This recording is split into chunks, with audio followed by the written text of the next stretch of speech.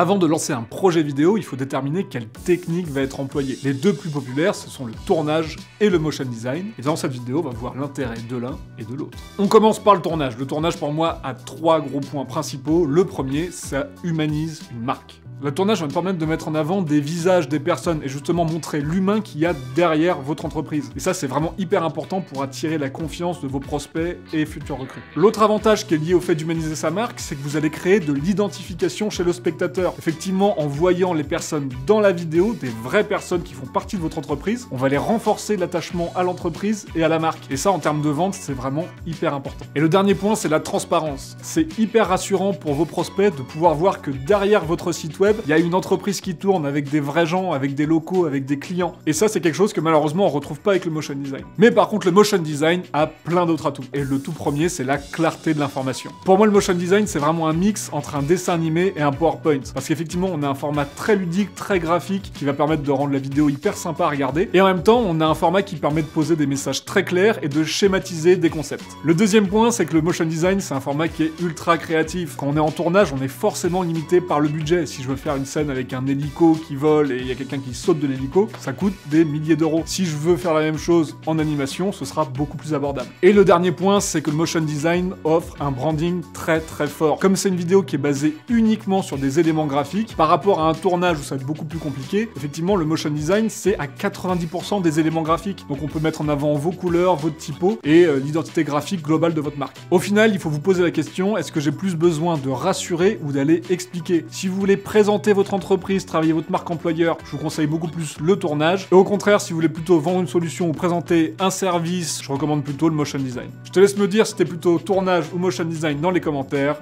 Restez authentique.